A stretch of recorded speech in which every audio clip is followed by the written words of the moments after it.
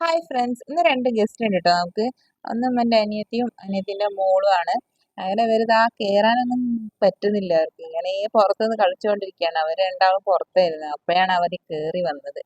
അതുകൊണ്ട് പിന്നെ അകത്ത് കേറിയില്ല. അങ്ങനെ അവിടെ തന്നെ വെച്ച് അവർ ബാഗൊക്കെ തുറന്ന് മിഠായിയൊക്കെ വാങ്ങി കഴിക്കുകയാണ്. അങ്ങനെ ഷെയർ ചെയ്ത് കഴിച്ചുകൊണ്ടിരിക്കുകയാണ്. അങ്ങനെ ഞാൻ കേറാൻ ഇങ്ങനെ പറയുന്നുണ്ട്, പക്ഷെ അവർക്ക് കേറാൻ കഴിയണ്ടേ. രണ്ടാളും ഇങ്ങനെ പുറത്ത് നിന്നേം കൊണ്ട് അവർക്ക് കേറാൻ കഴിയുന്നില്ല.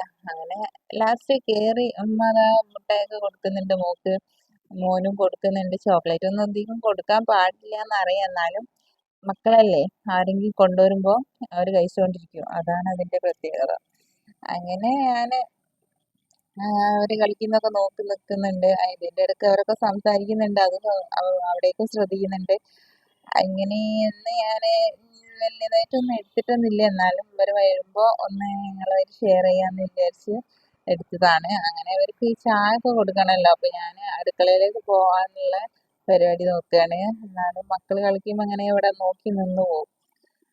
അങ്ങനെ ഞാൻ അടുക്കളയിൽ കയറിയപ്പം അവർക്ക് പഴം പുഴുങ്ങി കൊടുക്കാന്ന് വിചാരിച്ചു. അങ്ങനെ അത് അടുപ്പത്ത് വെച്ചു, പാലും അടുപ്പത്ത് വെച്ചു, ചായക്കുള്ള. അങ്ങനെ അത് അവിടുന്ന് തിളക്കട്ടെ എന്ന് വിചാരിച്ചു. ഇനി ഇനി നമുക്ക് കുറച്ച് തേങ്ങ എടുക്കാം. തേങ്ങ എടുത്ത് ചിരവി വെക്കാം. അങ്ങനെ അത് തേങ്ങയൊക്കെ എടുക്കുകയാണ്. ഞങ്ങൾ ഫ്രിഡ്ജൊന്നും നോക്കാതെ നല്ലത്. ഫ്രിഡ്ജൊക്കെ ഒന്ന് ക്ലീൻ ചെയ്യാണ്ട് ഇൻഷാ അള്ളാ അതൊക്കെ ഞാൻ ഒരു വീഡിയോ ആക്കി എടുക്കാം. ഫ്രിഡ്ജ്, വീട് ഒക്കെ റെഡി ആക്കാനുണ്ട്. ഒക്കെ ക്ലീൻ ചെയ്യാൻ അങ്ങനെ ടൈം കിട്ടൂല, അതാണ് പ്രശ്നം. അതുകൊണ്ട് പിന്നെ അതാണ് എടുക്കാത്തത്. ഇൻഷാ അള്ളാ ഞാൻ എടുക്കുന്നുണ്ട്. എന്താ മോൻ ഓടി വന്നിട്ടുണ്ട്. അവന് കേക്കിന്റെ ഒരു ഭയങ്കരമായിട്ടുള്ള അഡിക്ഷൻ ഉള്ള ഒരാളാട്ടോ. കേക്ക് ഭയങ്കര ഇഷ്ടമാണ്. അങ്ങനെ ഇന്ന് രാവിലെ ദാ അപ്പന്റെ കൂടെ പോയിട്ട് കേക്കൊക്കെ മേടിച്ചു കൊണ്ടുവന്നു.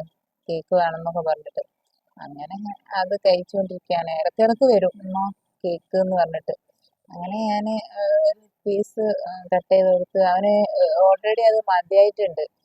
കഴിച്ച് കഴിച്ച് എന്തോ അവന് ഭയങ്കരമായിട്ട് മടുപ്പ് വന്നതാന്ന് തോന്നുന്നു. അങ്ങനെ അവനിനി കളിക്കാൻ വേണ്ടിയിട്ടാണ് കത്തി ഉപയോഗിക്കുന്നത്. അതുകൊണ്ട് ഞാൻ വേറെ വേണ്ടി വരുമെന്ന് വിചാരിച്ചിട്ട് ഒരു കഷ്ണം കൂടി മുറിച്ച് കൊടുത്ത്. അപ്പൊ അതൊന്നും വേണ്ട, അവന് കളിക്കാനാണ്, അവന് മതിയായിട്ടുണ്ട്.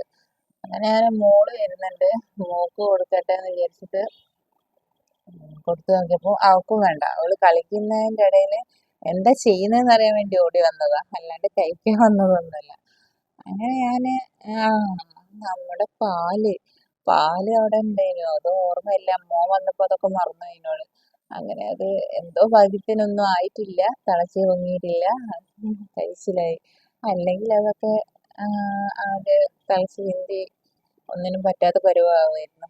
അങ്ങനെ ഞാൻ ചായ മധുരമൊക്കെ ഇട്ട്, അങ്ങനെ മോന് ചായ വേണമെന്ന് പറഞ്ഞപ്പോൾ കുറച്ച് ചായ അവന് ഒഴിച്ച് കൊടുത്ത്. അങ്ങനെ ആ പഴം ഞാൻ അവിടെ ഊറ്റി വെച്ചിട്ടുണ്ട്. അതൊന്ന് ചൂടാറുന്നവരെ ഞാൻ ചായയൊക്കെ ഒന്ന് റെഡിയാക്കാന്ന് വിചാരിച്ച് ഇങ്ങോട്ട് പോകുന്ന അവരോട് വർത്താനമൊക്കെ പറഞ്ഞിരിക്കുകയാണ്.